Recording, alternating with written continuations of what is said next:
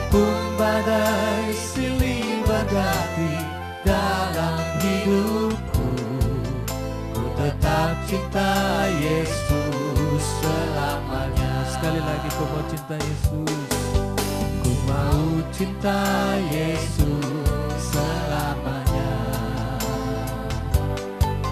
Ku mau cinta Yesus selamanya. Meskipun badai silih berganti dalam hidupku, ku tetap cinta Yesus selamanya. Katakan ya Bapa. Ya Bapa, Bapa, ini aku anakmu, layakkanlah seluruh hidupku. Oh ya Bapa, ya Bapa, Bapa, ini aku anakmu, layaklah sesuai dengan rencana. oh ya Bapa, Ya Bapa, Bapa, ini aku anakmu, layakkanlah seluruh hidupku. oh ya Bapa, Ya Bapa, Bapa, ini aku anakmu, pakailah sesuai dengan rencanamu. sekali lagi kita ulangi lagu ini. Ku mau cinta Yesus selamanya. Ku mau cinta Yesus selamanya.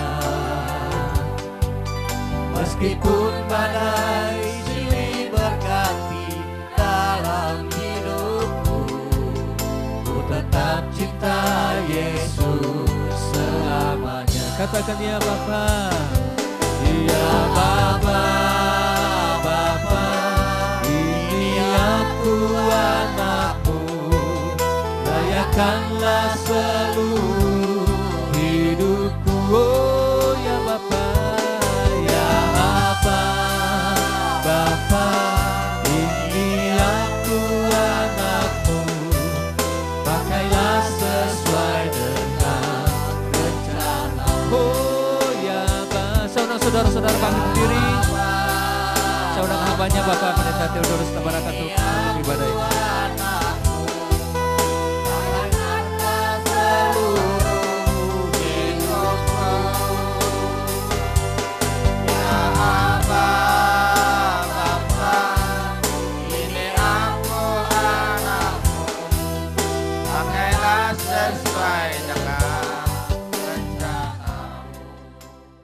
Terima kasih Bapak, Engkau begitu baik Tuhan, tidak pernah sedetik pun Engkau meninggalkan kami.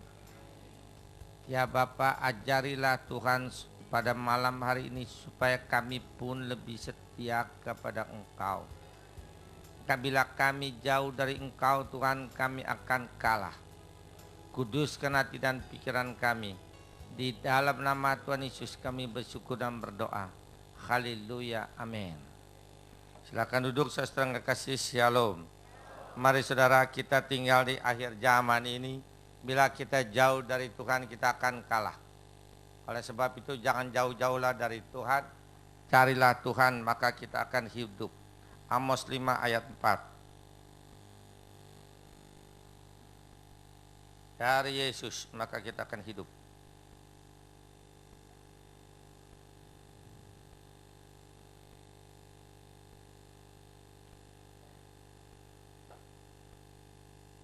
Amos 5 ayat 4.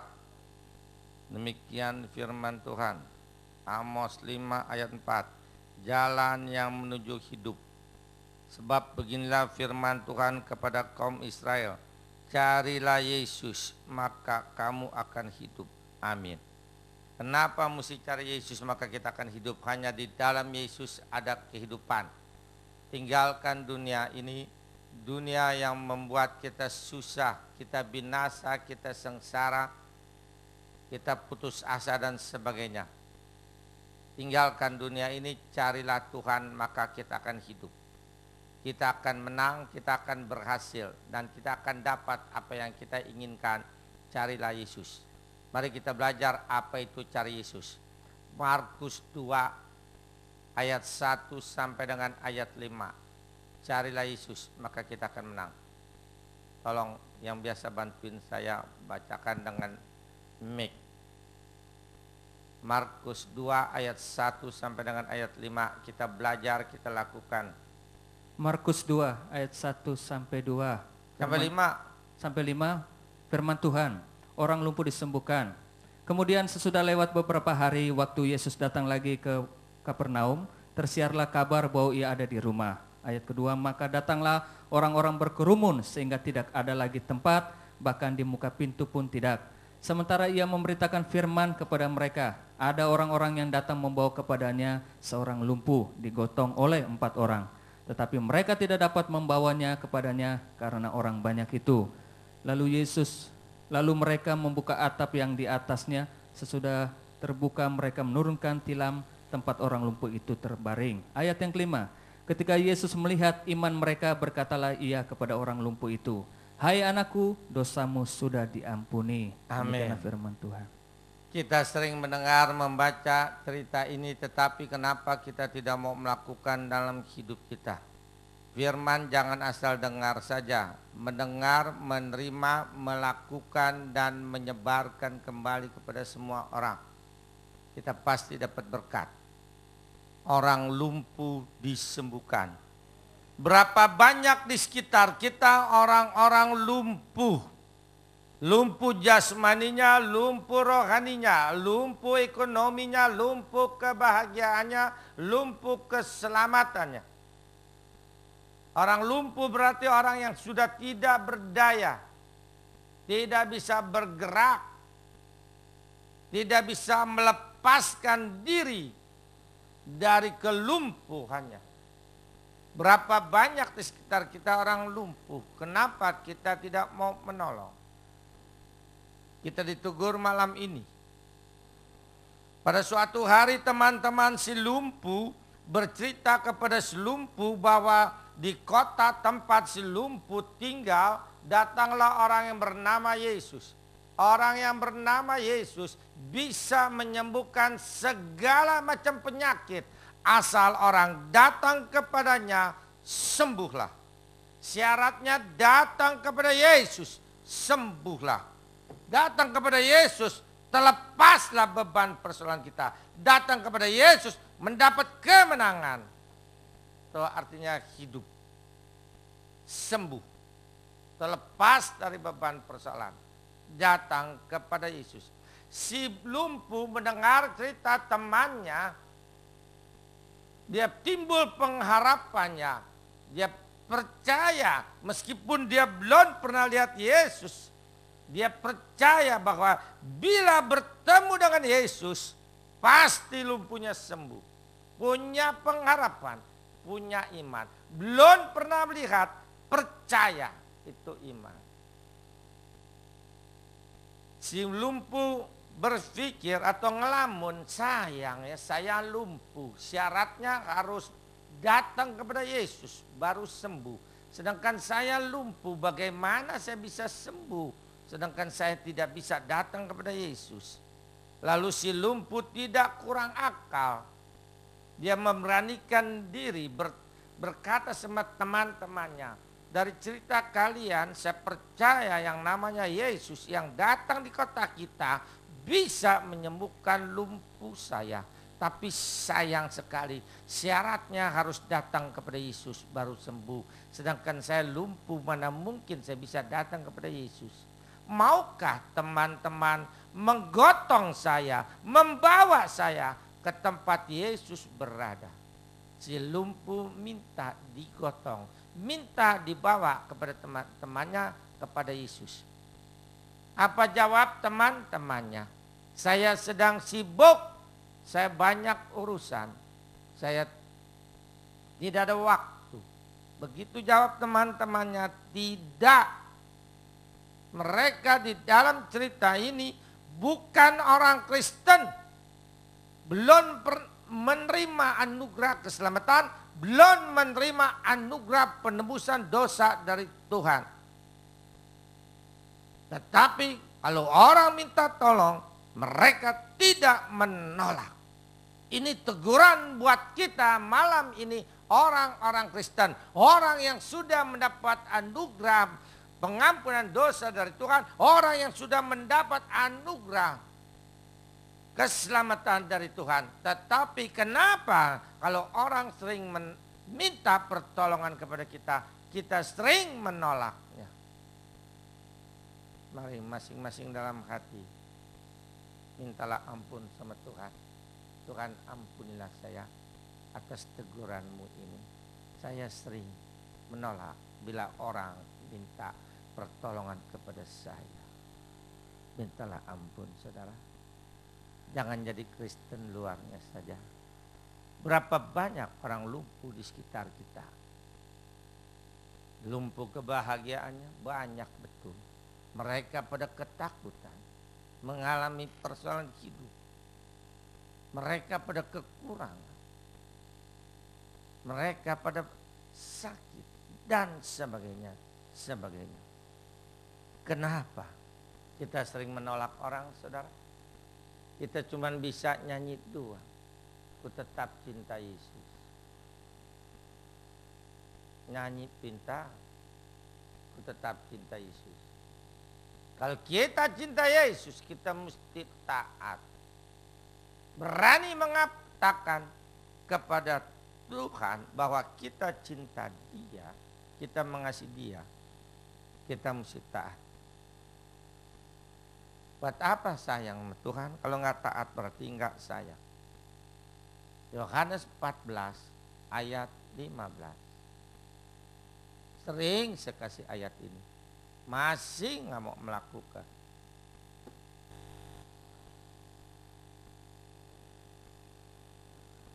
Yohanes 14 ayat 15.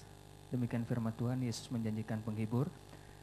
Jikalau kamu mengasihi aku, kamu akan menuruti segala perintahku. Lihat saudara, kalau kita sayang Tuhan, kita mesti nurut akan firman. Tuhan pun suruh mengasihi sesamamu manusia, enggak mau. Itu salib. Dilihatin aja tiap minggu, tiap hari Kamis. Jangan lihatin aja, itu ada artinya, itu salib. Yang ke atas itu hukum pertama, mengasihi Tuhan Yesus. Yang melintang itu hukum kedua, mengasihi sesama manusia. Lukas 10 ayat 27. Lukas 10 ayat 27. Jawab orang itu, kasihilah Tuhan Allahmu dengan segenap hatimu dan dengan segenap jiwamu dan dengan segenap kekuatanmu dan dengan segenap akal budimu, dan kasihilah sesamamu manusia seperti dirimu sendiri. Perintah Tuhan mengasihi sesama manusia, enggak mau. Orang Kristen ada nggak nyanyian? Ratakan tanah yang bergelombang, timbunlah tanah yang berlobang, sambil begini-begini. Mengapain ngangon bebek? Ya saudara, orang Kristen cuman luarnya dua, mulutnya aja. Itu meratakan tanah yang bergelombang, timbullah tanah yang berlobang. Artinya yang kurang kita tambahkan. Kita hidup seperti roda sedang berputar. Kadang-kadang di atas, kadang-kadang di bawah. Kebetulan kita di atas. Nah, salurkan dong kepada orang susah. Air mengalir dari atas ke bawah. Tuh mengalir. Kalau air dari bawah ke atas, nyemprot. Mari saudara, kenapa kita tidak mau alirkan? Kenapa kita nggak mau nolong? Banyak orang susah. Cuma nyanyinya dua. Ya saudara, harta kita, apa yang kita punya, kita mati nggak dibawa. Enggak dibawa. Kita datang dalam keadaan nggak bawa apa-apa. Keluar dari rahim ibu, berangkat pun nggak bawa harta kita. Belum pernah saya lihat orang kaya mati, pabriknya ikut berangkat. Enggak ada. Melihat ayatnya. Pabrik berangkat ke atas ada ayatnya loh. Mari. Pengkhotbah 5 ayat 14. Tuh ayat pabrik naik ke atas.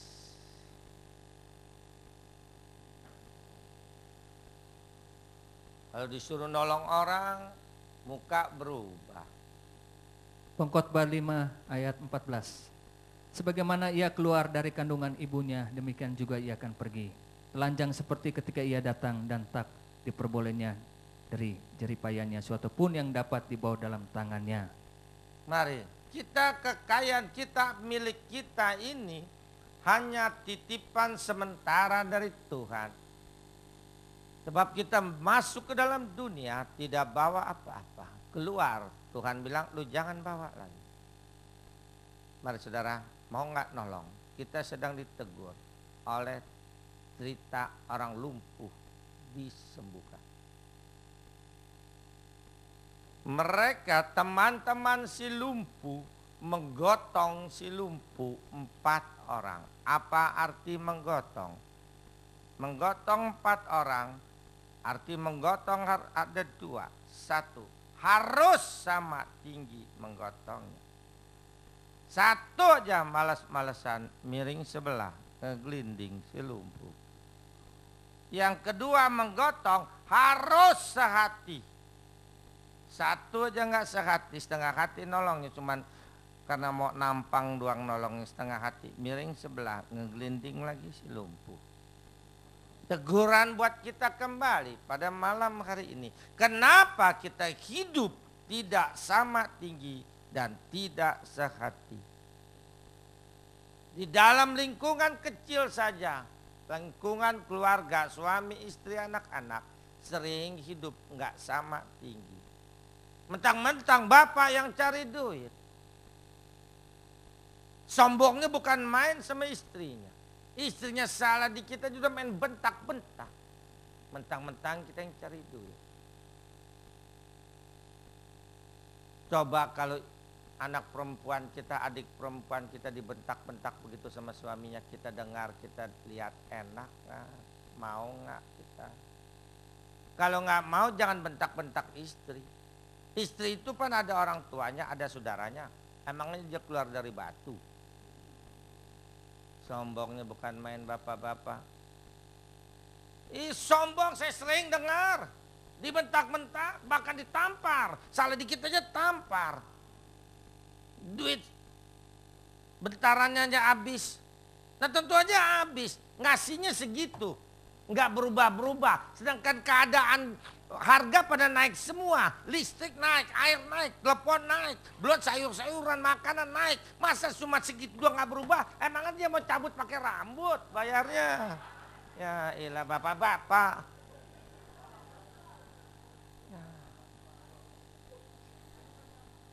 Sombong benar-benar, mentang-mentang istri nggak berdaya. Ingat loh saudara, semua manusia jalannya begini. Istri diambil dari tulang rusuk. Begini berarti kita mesti sayangilah istri kita. Lindungi istri kita. Nah kalau kita sering bentak-bentak istri kita sering tampar istri kita, suruh jalannya begini. Oh kesinggung. Sebetulnya saudara, kunci keberhasilan makin kita sayang istri, makin kita diberkati. Itu kuncinya. Sebab apa? Perempuan, istri, kalau dia lagi doakan suaminya sambil tetesan air mata. Suaminya lagi usahanya masih kecil, belum maju, gajinya masih kecil. Yang doakan dengan tetesan air mata istri lo tiap malam.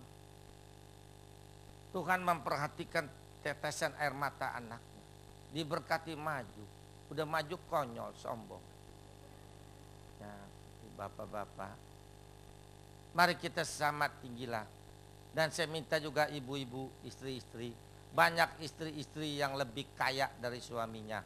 Dari orang tuanya. Banyak istri-istri yang lebih pintar cari uangnya daripada suaminya. Ada banyak.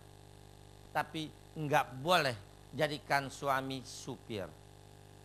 Banyak loh istri-istri yang lebih kaya dari suaminya dijadiin supir.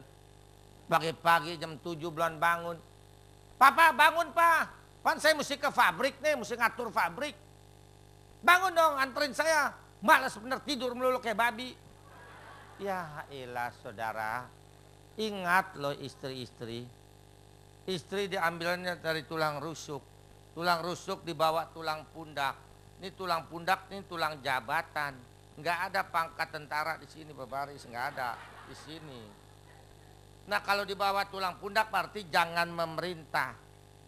Jangan jadi kepala keluarga. Ingat Bu, jelek-jelek suami, bodoh-bodoh suami, miskin-miskin suami tetap kepala keluarga. Bila Pak RT datang ke rumah seseorang, bisa saya ketemu kepala keluarga, keluar istrinya saya kepala keluarga, nggak ada. Sampai kiamat juga nggak ada. Mari saudara jangan merubah kodrat Tuhan. Masing-masing tahu kedudukannya, fungsinya, itulah sama tinggi. Dan saya minta lagi dengan sangat sehatilah dalam keluarga. Istri kita lagi hamil tua, dia lagi ngepel, susah bangun, turun naik. Ini ketindian, suaminya celentang nonton TV. Pantes. Nah. Dia udah susah begitu sebab pembantu lagi pulang ke udiknya. Kenapa kita nggak mau bantuin? Kalau lagi perlunya aja mau. Iya bapak-bapak kalau lagi perlunya aja ngebayin. Kalau lagi gendut kagak mau. Marilah saudara mesti sama tinggi dan sehati. Dan saya minta juga dengan sangat pekerja gereja. Sama tinggilah dan sehatilah dalam melayani di gereja. Banyak pelayan-pelayan gereja, pekerja gereja pada berantem dalamnya, pada saling sombongan. Buat apa kita melayani Tuhan kalau kita masih saling berantem? Gue lebih kaya dari lo, gue lebih tua dari lo, gue lebih pengalaman dari lo. Men merintah di gereja. Mana mungkin kita bisa diberkati Tuhan? Mana mungkin gereja itu bisa maju? Ya saudara. Marilah saudara, kita contoh orang lumpuh disembuhkan. Jangan saudara asal baca Alkitab, wah hebat ya, orang lumpuh dibawa ke Yesus sembuh, cuman begitu doang. Ya. Sebelum baca Alkitab berdoa dulu, nanti Roh Kudus ajarin tuh kata demi kata, ayat demi ayat, apa artinya, apa maksudnya. Waduh enak benar saudara. Enak benar dah. Saya tahu dari mana kalau bukan Tuhan yang ajarin. Di teologi nggak diajarin begitu-begituan, cara khotbah nggak ada. Dari Tuhan. Karunia hikmat dan karunia marifat. Harus minta. Mereka digotong 4 orang temannya. Sampai di tempat Yesus khotbah banyak sekali orang. Apa artinya? Kenapa Yesus datang ke suatu tempat banyak orang datang? Karena Yesus disayang orang. Sebab apa Yesus disayang orang? Karena Yesus terlebih dulu melayani, terlebih dulu mengasihi, terlebih dulu memberkati, terlebih dulu mengampuni. Makanya dimanapun dia datang, banyak orang datang. Kalau kita orang banyak kumpul, kita datang bubar. Si sombong datang, si pelit datang, si pembual datang, yuk bubar. Mau lihat ayatnya? Kalau supaya kita disayang orang, supaya kita dihormatin orang, ayatnya ada. Matius 7 ayat 12. Matius 7 ayat 12, firman Tuhan. Maka kamu tidak membiarkannya lagi berbuat Apa tuh? Tuh salah, tuh kamar mertua tuh. Matius 7 ayat 12. Matius 7 ayat 12, jalan yang benar. Segala sesuatu yang kamu kendaki supaya orang perbuat kepadamu, perbuatlah demikian juga kepada mereka.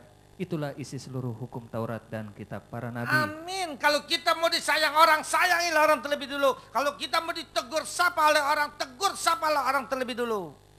Tuh pengajaran Yesus. Tapi kita nggak mau sombong. Gua kan lebih tua dari lu anak muda. Masa gua mesti negur anak muda? Tuh kita sering begitu tuh yang tua-tua. Anak muda, saudara kalau lagi ngumpul, kita orang tua kita tegur. Lain kali waktu kita nggak ngeliat, dia panggil-panggil. Sebab anak muda kalau ditegur duluan oleh orang tua, dia hormatnya bukan main. Sebab dia merasa diperhatikan oleh orang yang lebih tua.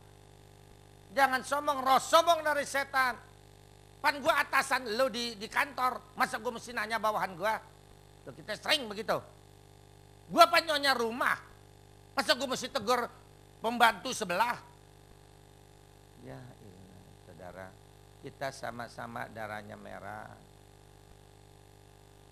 Belum tentu turunan kita nanti siapa tahu kalau kita sombong turunan kita jadi pembantu.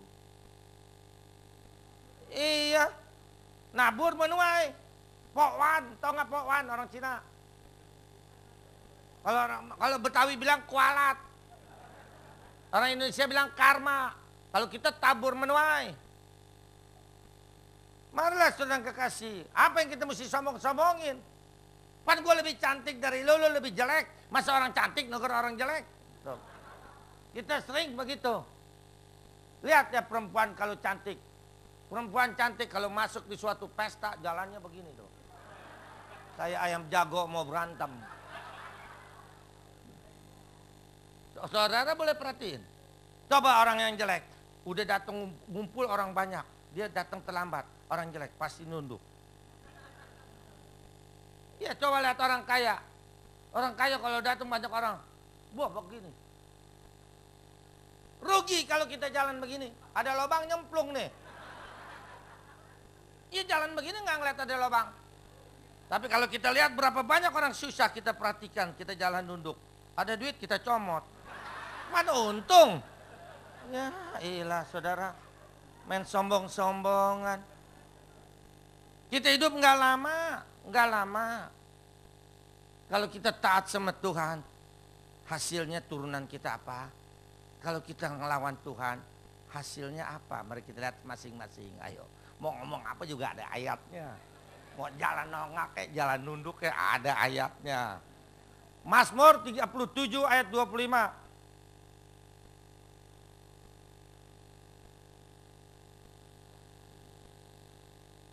Mazmur 37 ayat 25. Firman Tuhan, Mazmur 37 ayat 25.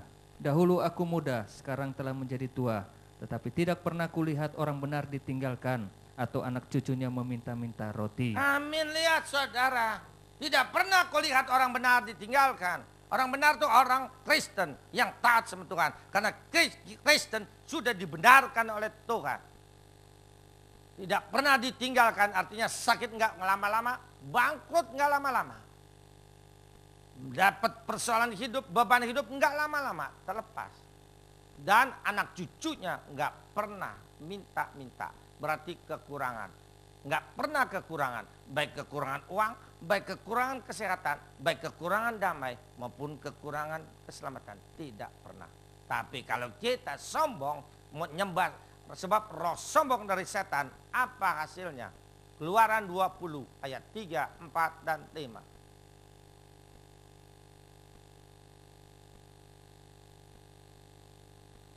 Apa yang kita mesti sombongin saudara? Orang cantik tuh ratu kecantikan sedunia. Kalau udah mati seminggu riput. Firman Tuhan Keluaran 20 ayat 3, 4, dan 5. Jangan ada padamu Allah lain di hadapanku. Ayat 4, jangan membuat bagimu patung yang menyerupai apapun yang ada di langit di atas, atau yang ada di bumi bawah, atau yang ada di dalam air di bawah bumi. Ayat yang kelima, jangan sujud menyembah kepadanya atau beribadah kepadanya, sebab aku Tuhan Allahmu adalah Allah yang cemburu, yang membalaskan kesalahan bapa kepada anak-anaknya, kepada keturunan yang ketiga dan keempat dari orang-orang yang membenci aku. Lihat, kalau kita sombong-sombongan, turunan kita nanti keempat masing kena. Masing kena. Yang menabur pasti menuai. Mari saudara kekasih, janganlah sombong.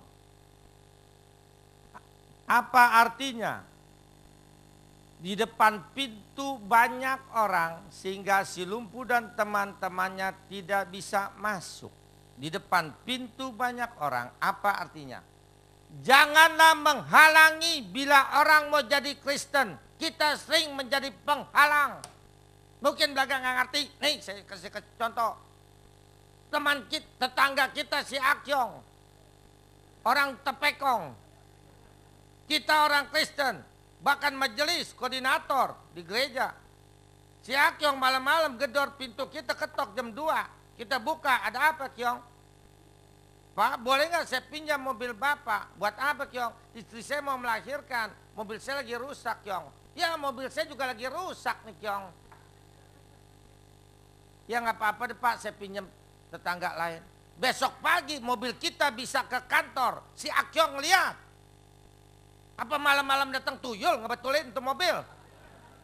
Tadinya si Akyong udah mau jadi Kristen karena dia dengar dari kaset, dia dengar dari televisi dan sebagainya. Dia udah simpati sama jadi Kristen karena kita pelayan gereja masih ngebohongin, masih pelit. Nggak mungkin dia bakalan jadi Kristen. Dia berhenti jadi Kristen. Nggak bakalan dia jadi Kristen. Tuh menghalangi depan pintu. Mertua kita orang Tepekong.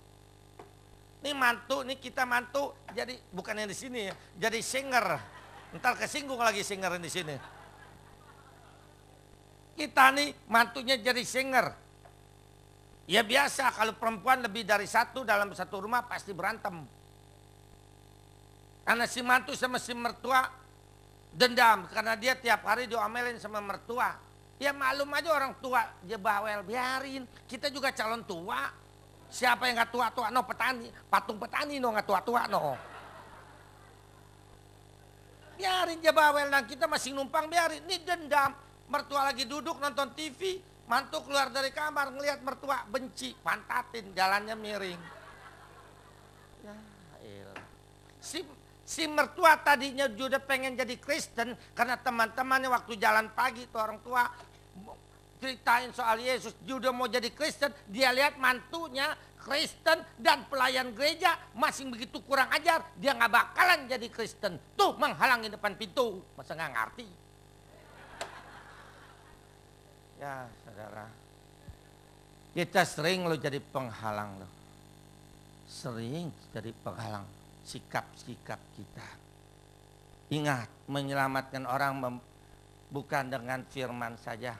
Bukan dengan doa saja, bukan dengan pujian saja, tapi dari sikap kita bisa memenangkan jiwa. Sebab kita orang Kristen contohnya orang dunia loh. Mau lihat ayatnya kita contohnya orang dunia? Adalah lagi ayatnya. Enggak kekurangan ayat sampai jam 3 malam juga. Ibrani 12 ayat pertama. Contoh aja begitu jelek. Bagaimana orang mau? Ini saudara, habis ntar saya khotbah saudara. Siapa yang punya persoalan berbeban berat, ntar saya mau doain, maju ke depan. Firman Tuhan Ibrani 12 ayat yang pertama, nasihat supaya bertekun dalam iman. Karena kita mempunyai banyak saksi bagaikan awan yang mengelilingi kita, marilah kita menanggalkan semua beban dan dosa yang begitu merintangi kita dan berlomba dengan tekun dalam perlombaan yang diwajibkan bagi kita. Kita mempunyai banyak saksi berarti kita disorot oleh orang dunia.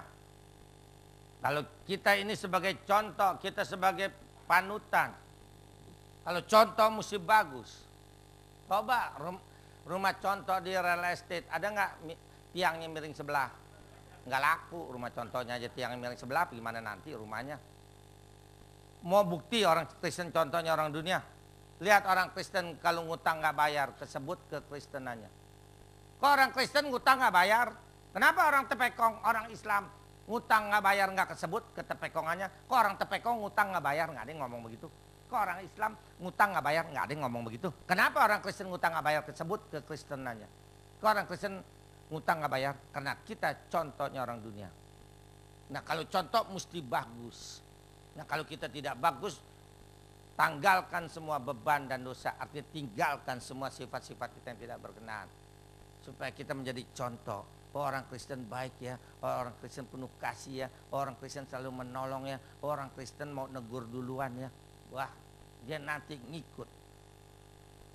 Seperti begini saudara, kita sebelum menjadi Kristen sama-sama orang dunia dengan mertua.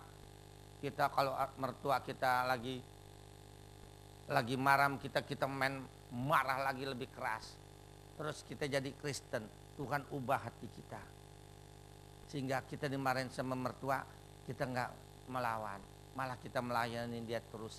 Sampai mertua terbingung-bingung. Ini mantu gue dulu galaknya bukan main nih. Gue ngomel sekali just 5 kali ngomel. Kok sekarang setelah dia jadi Kristen, gue omelin dia nunduk aja. Ada apa ya di gereja? Diajarin apa sih jadi orang Kristen? Gue pengen datang ke gereja, jadi bertobat. Pohon dikenal karena buahnya. Orang Kristen dikenal karena kasihnya. Lukas 6 ayat 43 sampai 45. Kita mesti jadi contoh hidup. Baru bisa memenangkan jiwa. Firman Tuhan Lukas 6 ayat 43 sampai 46. Pohon dan buahnya. Karena tidak ada pohon yang baik yang menghasilkan buah yang tidak baik, dan juga tidak ada pohon yang tidak baik yang menghasilkan buah yang baik.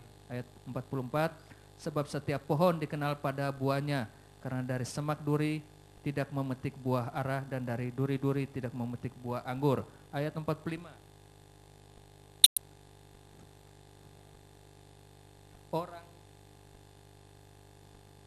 Orang yang baik mengeluarkan barang yang baik dari perbendaharaan hatinya, dan hatinya yang baik, dan orang yang jahat mengeluarkan barang yang jahat dari perbendaharannya yang jahat, karena yang diucapkan mulutnya meluap dari hatinya.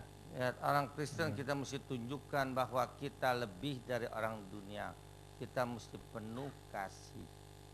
Pohon dikenal karena buahnya. Mari saudara kekasih, tunjukkanlah sikap kita terhadap orang dunia. Sebab setelah kita jadi Kristen, hati kita yang keras diubah. Yeskiel 11 ayat 19-20. Yeskiel 36 ayat 26. Kenyang-kenyang makan ayat. Yeskiel 11 ayat 19-20.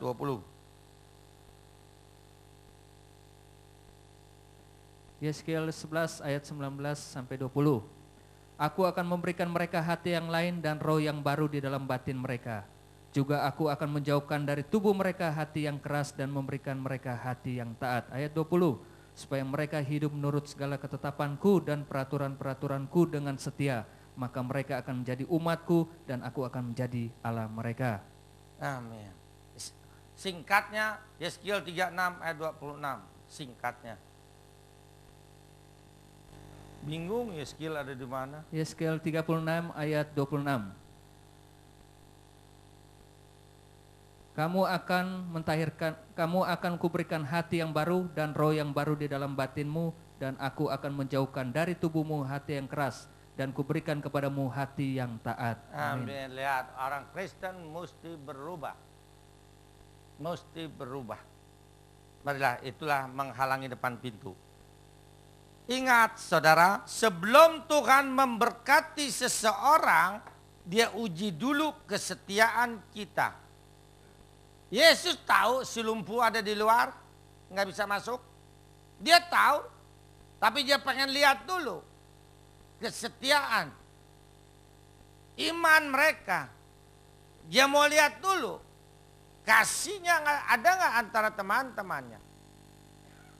Elia waktu kelaparan dan kehausan, Tuhan nggak kasih makan dulu, Tuhan suruh jalan dulu ke Sarfat. Sebelum Tuhan memberkati seseorang, dia uji dulu. Kedua, jalan ke surga susah, jalan ke neraka gampang. Mereka mau ketemu Yesus aja begitu susah. Depan pintu banyak orang, dia mesti naikin ke atas. Tapi Tuhan mau lihat, mau nggak bayar harga? Allah saja buat menebus dosa manusia mesti bayar harga dengan nyawanya. Allah bisa menciptakan dunia sekali sabda, jadilah dunia jadi. Tapi Allah tidak bisa dengan bersabda menebus dosa manusia. Dia mesti berubah menjadi manusia. Yesus dengan darahnya sendiri, dengan nyawanya sendiri, dosa baru bisa ditebus. Itu bayar harga. Jika engkau mau mengikuti aku, pikulah salibmu dan bayar harga. Untuk datang ke Tuhan, mesti bayar harga. Saya waktu masih kecil, waktu sekolah minggu, ada nyanyian, di dalam dunia ada dua jalan, lebar dan sempit, mana kau pilih? Yang lebar api, yang sempit glory. Ya saya nggak bisa nyanyi aja, suara saya kayak gerobak patah.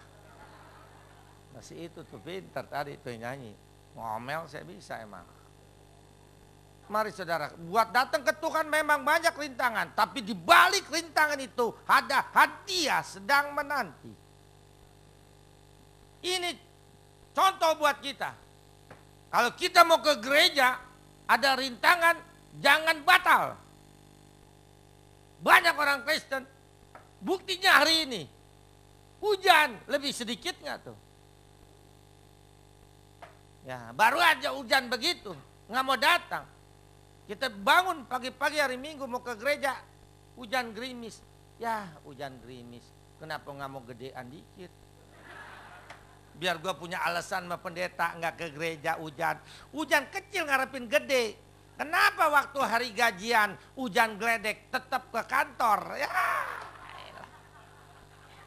moyung tau nggak moyung? Kita sedang ditegur dengan cerita si lumpuh disembuhkan. Mereka depan pintu nggak bisa masuk.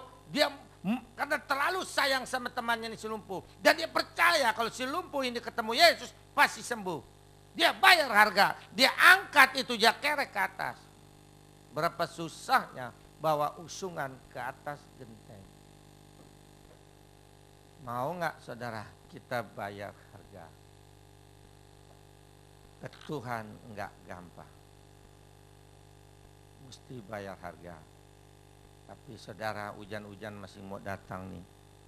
Tuhan lihat lo satu persatu, Tuhan nggak mau ngutang.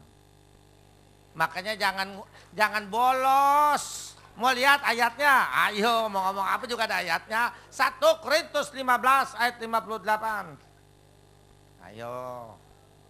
Firman Tuhan 1 Korintus 15 ayat 58. Karena itu saudara-saudaraku yang kekasih, berdirilah teguh, jangan goyah dan giatlah selalu dalam pekerjaan Tuhan.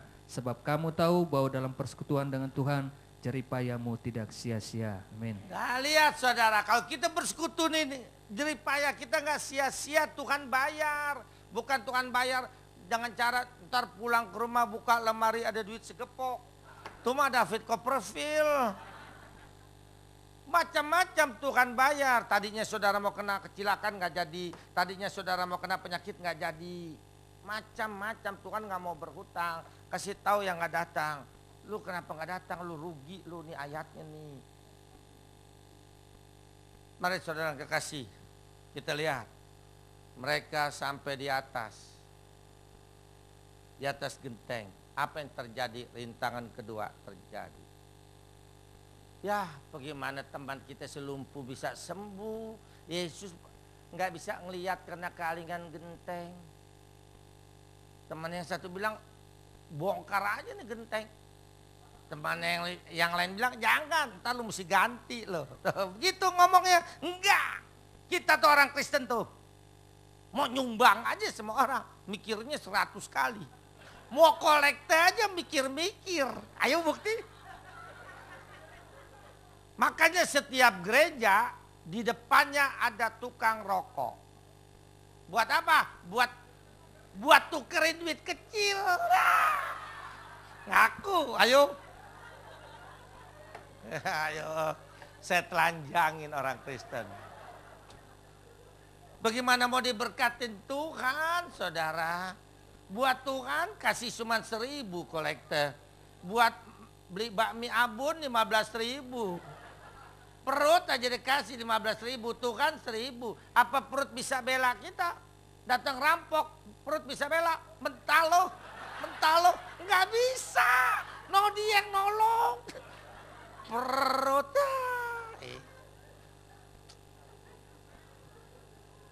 Ngoyong besa ya orang Kristen.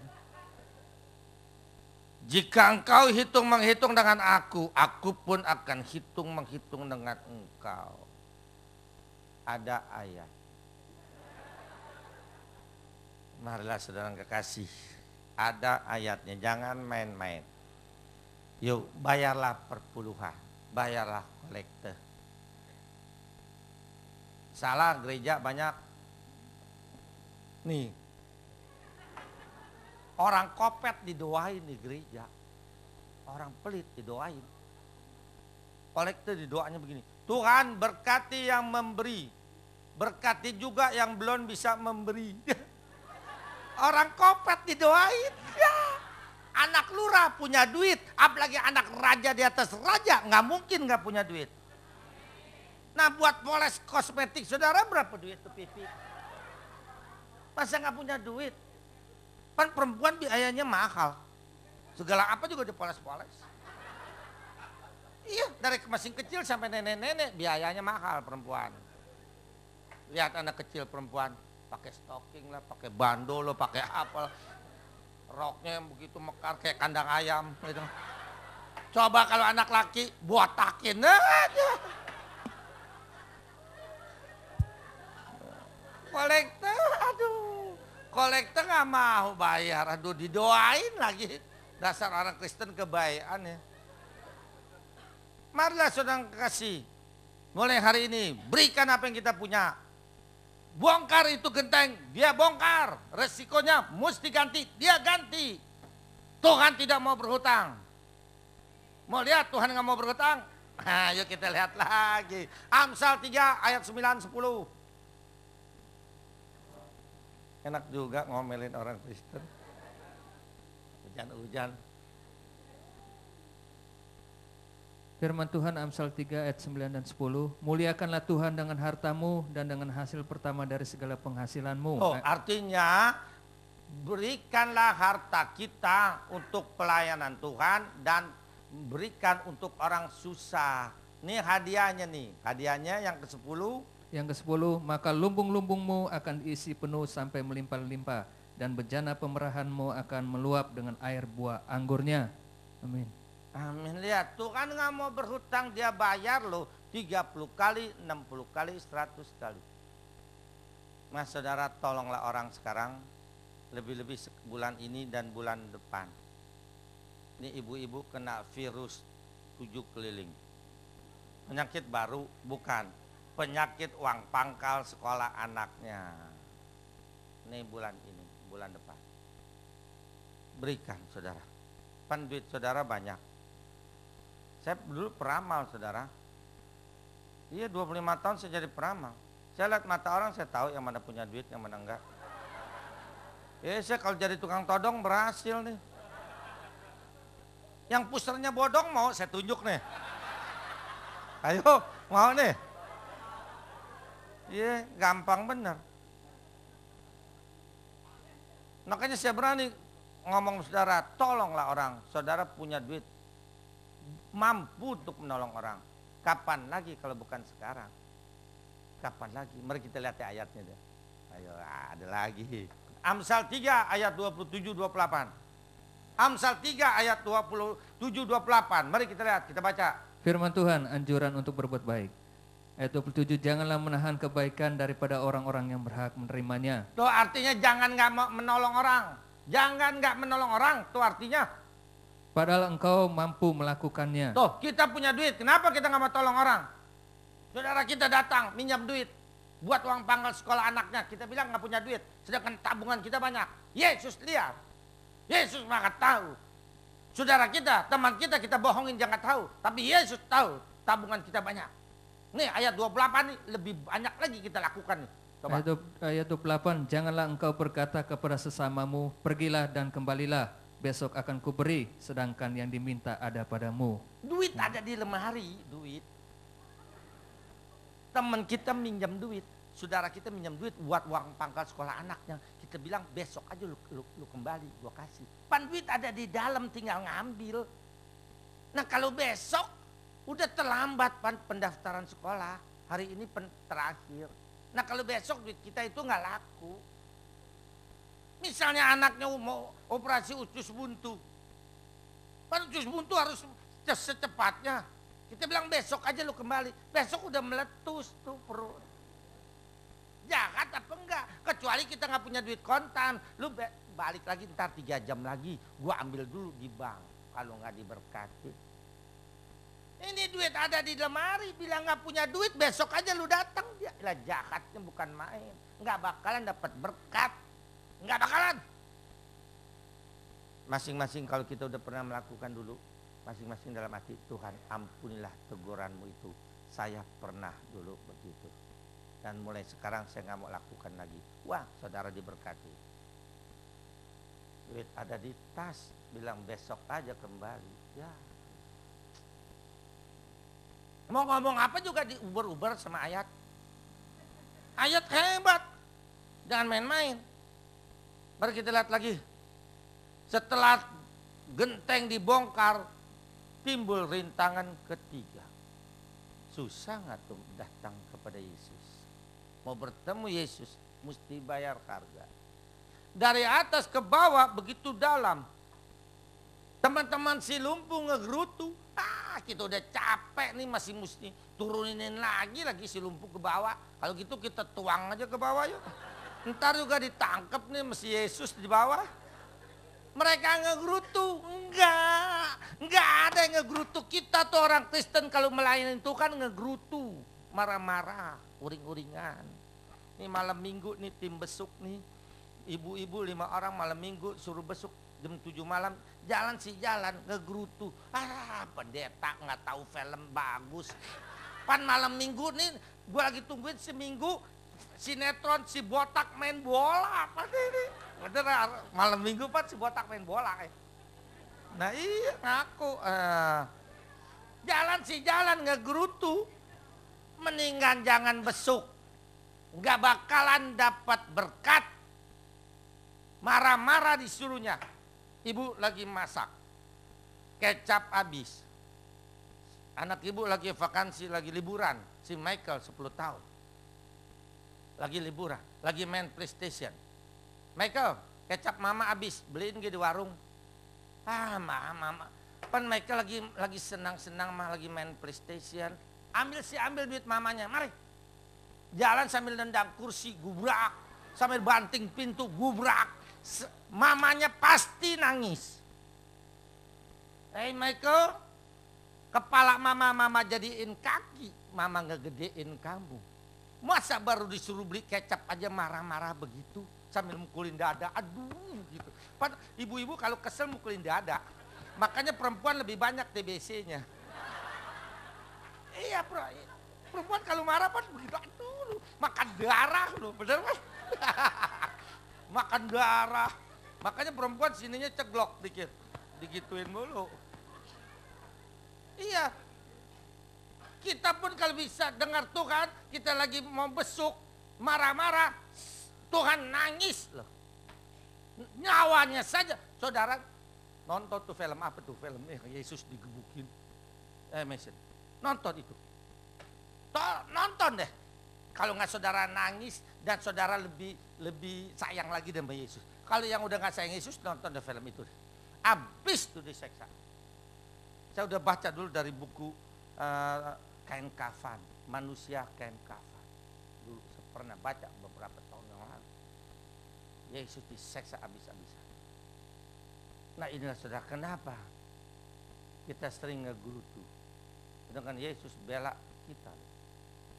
Saudara nonton itu, waduh saudara nangis deh. Belum kita digituin. Mari saudara, dengan kasihnya teman-teman si lumpuh dengan tenaga yang terakhir, dia turunkan si lumpuh di hadapan Yesus. Apa yang terjadi? Kesatuan mereka yang begitu hebat, iman mereka yang begitu hebat, pengharapan mereka yang begitu hebat. dan kasih mereka yang begitu hebat.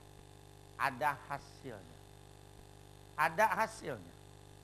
Meskipun Yesus belum kenal orang ini, belum pernah ketemu orang ini, tapi karena iman, pengharapan, dan kasih dan kesatuan mereka yang begitu erat, Tuhan nggak mau berhutang.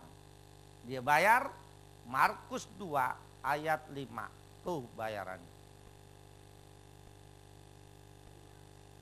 Firman Tuhan Markus 2 ayat yang kelima.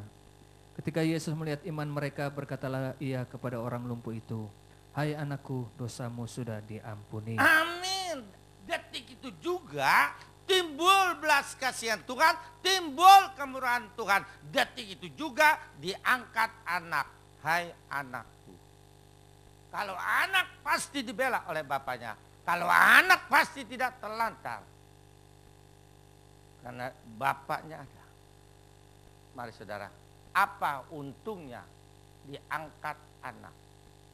Ada ayatnya lagi. Yesaya 46 ayat keempat. Itu untungnya diangkat anak.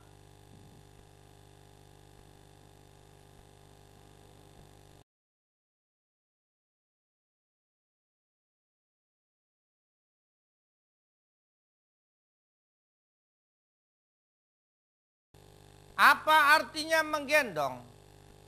Waktu ibu menggendong anak ibu karena benci apa karena sayang? Karena sayang digendong. Artinya kalau Yesus menggendong kita berarti dia sangat sayang sama kita. Coba anak lampu merah, anak pasar yang bukan anak ibu. Ibu mau gendong, ciumin. Kalau bukan anak tidak digendong, kalau tidak digendong tidak disayang. Kalau Tuhan menggendong kita berarti sayang. Menggendong artinya sayang. Arti yang kedua menggendong. Ibu lagi nonton sinetron. Anak ibu jatuh di got. Umur 3 tahun. Mama tolong. Ntar dulu nolong kamu. Sinetron belum selesai. Diam dulu kamu dalam got. Begitu?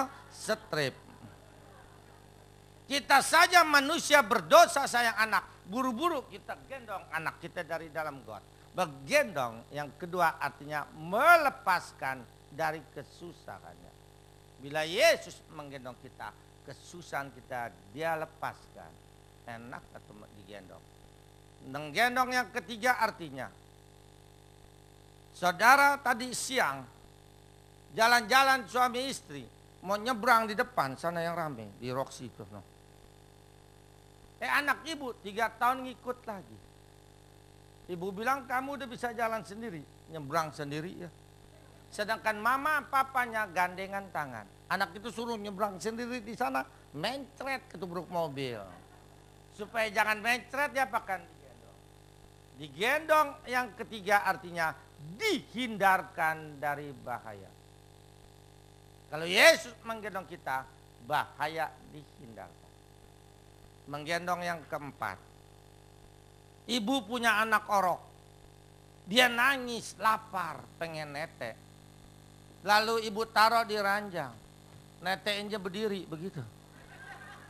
Emangnya kambing. Diapakan? Digendong. Digendong artinya diberikan kebutuhannya, diberikan permintaannya. Bila Yesus gendong kita, kebutuhan kita, permintaan kita dia berikan. Enak gak tuh jadi anak digendong? Amin. Saudara mau lebih puas lagi beli ini. No di depan ada no beli ini. Macam-macam ada 7 macam khotbah. Nanti saya bikin terus.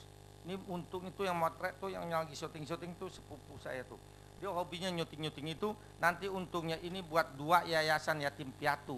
1 di Tanjung Priuk yang dipimpin oleh Ibu Sri. 1 di Jalan Cacing yang dipimpin oleh Ibu Bakar. Untungnya untuk mereka yatim piatu. Saudara lihat di sini nanti nih. Ada akhirnya tunjukin saudara pasti menangis.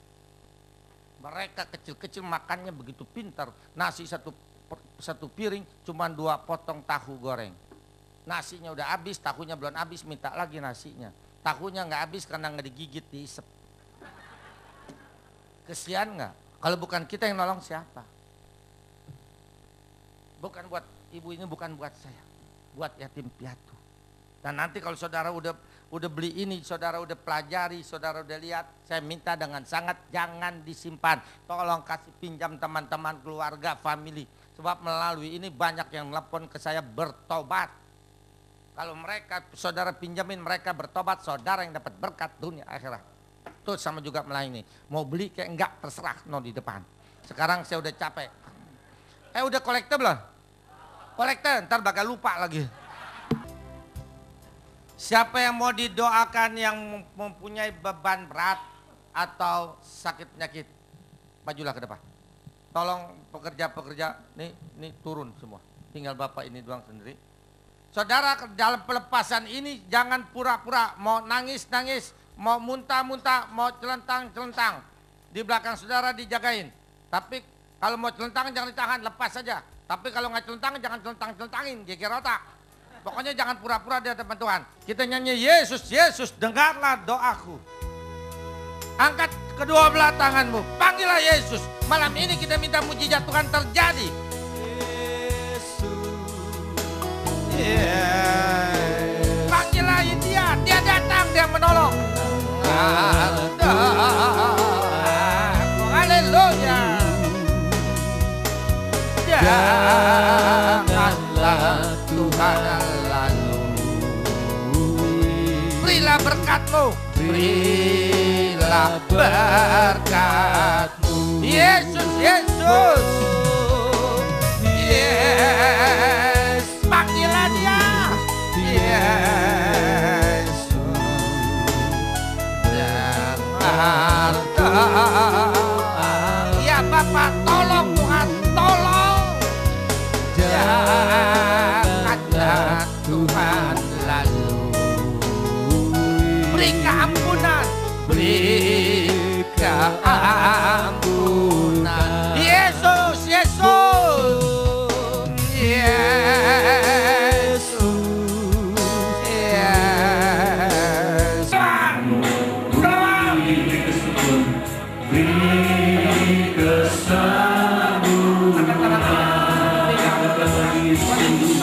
Lepaskan Tuhan. Dalam nama Tuhan Yesus, beban terlepas, beban terlepas. Apa yang kau minta terimalah. Beban terlepas, lepaskan bebannya. Pikulkanlah Tuhan bebannya.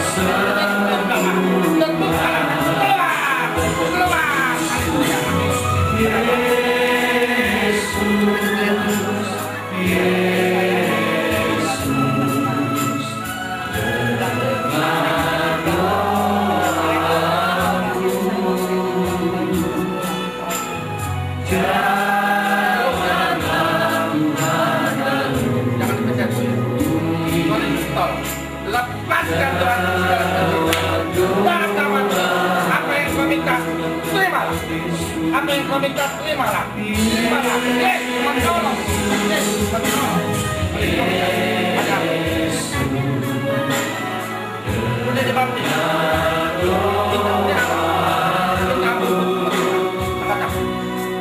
Tuhan Yesus ampun. Lepaskanlah kutukan yang di dalam nama Yesus terbuka. Terbuka. Dalam nama Yesus.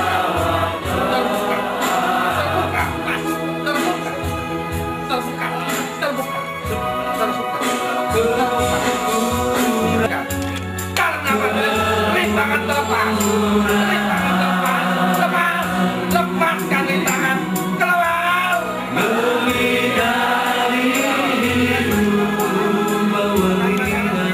Tolong bantu saya doain saya. Tolong bekerja doakan ya. Bekerja bantu mendoakan. Tolong apa yang diminta Tuhan.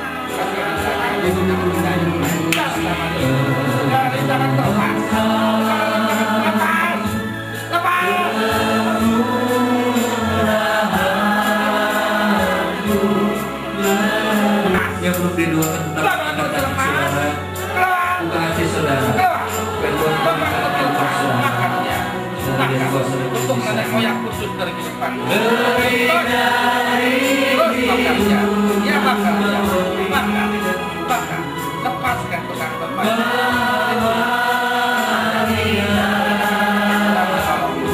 jangan takut memikul beban.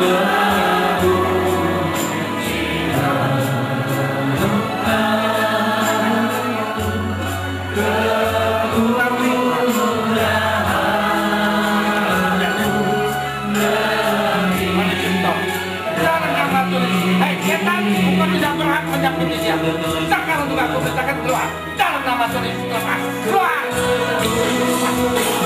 Berikan Tuhan apa yang dia berikan dalam nama Tuhan Yesus. Terbukalah jalan untuk penjualan dalam nama Yesus. Yesus menolong, jangan takut. Yesus menolong, Yesus menolong. Segala beban terlepas, beban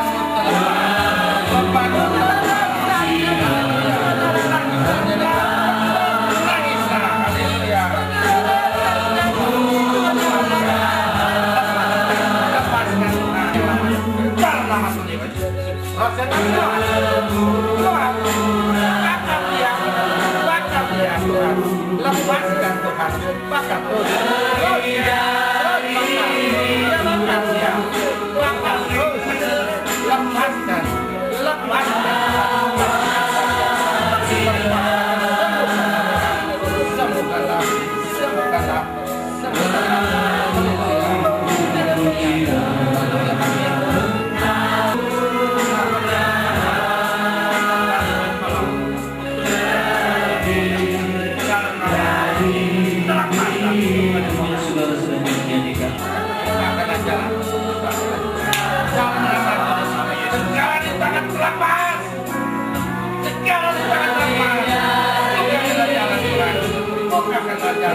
apa yang dia minta untuk hidupnya Tuhan, apa berkat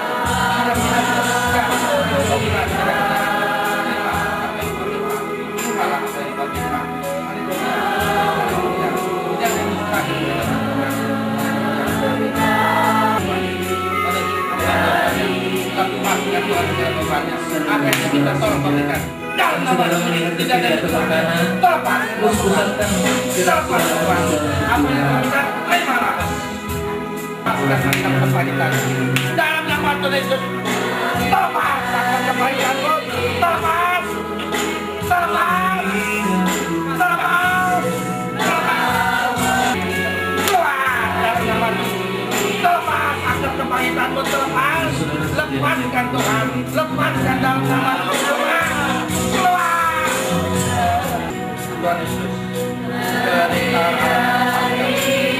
untuk nenek moyang yang kau lepaskan, apa saja yang dia perintahkan, diinginkan, dia perintahkan, dia laksanakan dalam nama Tuhan Yesus. Terlepas yang lama, yang tidak berkenan keluar, keluar, keluar, keluar, keluar, yang lama terlepas. Haleluya, berikan apa yang dia perintahkan, berikan apa yang dia perintahkan. Yesus yang adalah anaknya, dia tidak percaya Tuhan, apa yang dia minta Tuhan, tolong kau berikan. Yang lama, lepaskan, keluar, dalam nama Tuhan Yesus, lepas, mesti keluar yang lama, mesti keluar, mesti, sekarang juga bakar Tuhan dia, bakar dengan api Roh Kudus-Mu, terus bakar dia, bakar dengan api Roh Kudus-Mu, yang lama terlepas, mesti keluar dari kehidupanmu, kembali kau ke hutan, tempatmu di hutan, hai setan dengar, kau mesti keluar, dalam nama Tuhan Yesus terlepas, bebanmu terlepas, dalam nama Tuhan Yesus, keluar yang lama, keluar yang lama, keluar, bakar dia bakar, terus bakar, dia tidak percaya Tuhan, dia tidak percaya, lepaskan dia.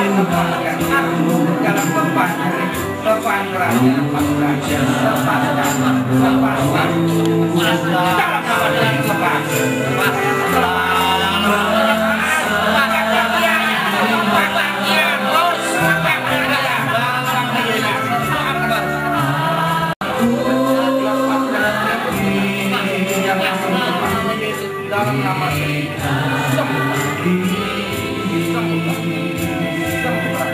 yang lama terletak.